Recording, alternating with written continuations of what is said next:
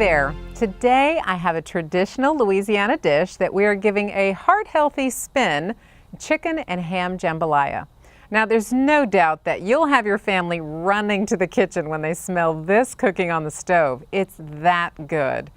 You know, traditional jambalaya uses andouille sausage, a seasoned pork sausage used often in Cajun cooking, but today we're using extra lean ham instead, which will still give the dish that delicious pork flavor, but with fewer calories.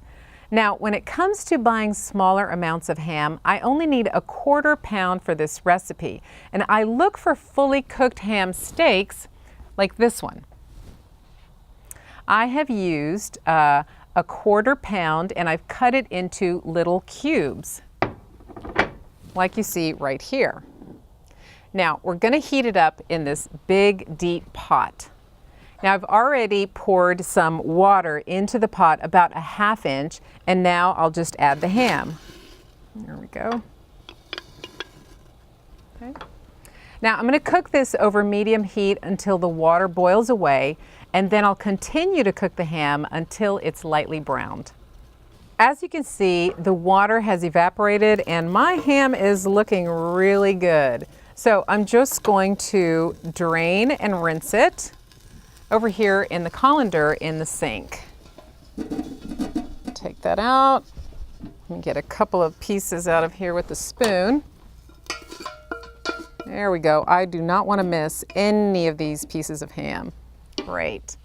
Now, rinsing it out, we'll get rid of some of the fat and rinse it out like so. There we go. All right.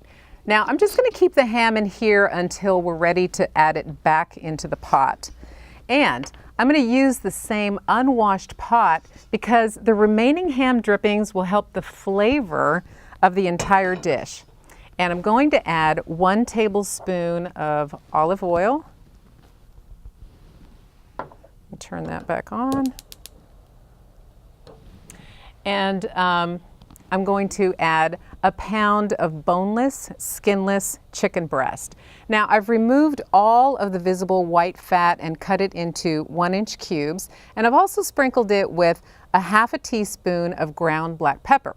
So now I'm going to add my chicken back to the pot. And I'm going to let that cook, stirring every once in a while for about 5 minutes or so until it's almost all white. Now, the temperature of the meat should be at least 165 degrees Fahrenheit. So my chicken is done and I've removed it from the pot and put it right in here with the ham. Now, I'm going to cook up a combination of vegetables that are used commonly in Cajun and Creole recipes: onions, celery, and bell peppers. Now, when these 3 vegetables are cooked together, they season all of the other ingredients in the pot. They're the base for many Cajun and Creole recipes. So we're using 1 cup of each vegetable, all cut into 1/2-inch pieces. I'm going to turn my stove back on. This is 1 cup of medium onion,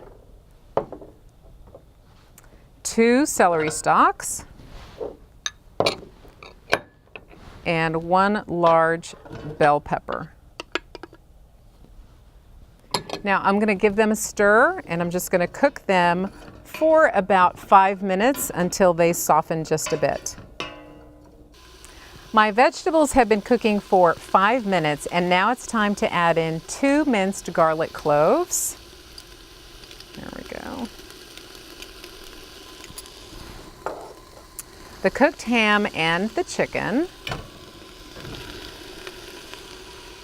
Okay. 1½ cups of uncooked brown rice. 2 cups of low sodium chicken broth. Go. And 1/2 teaspoon of dried thyme. And I'm going to stir that. Look at that. Wow. That already smells amazing. So I'm just going to bring this to a boil, and then once it's boiling, I'm going to turn down the heat to low and then cover it, and I'll let it cook for about 25 minutes or until the rice is fully cooked. Our chicken and ham jambalaya is done cooking and is ready to eat. Now this recipe makes 6 servings, which is about 2 cups of jambalaya per person. I'm just going to serve out a little bit here. And I usually serve it with a simple salad, and just like most soups or stews, tastes even better the next day. That is, if you have any leftovers. So that's it for today. Enjoy.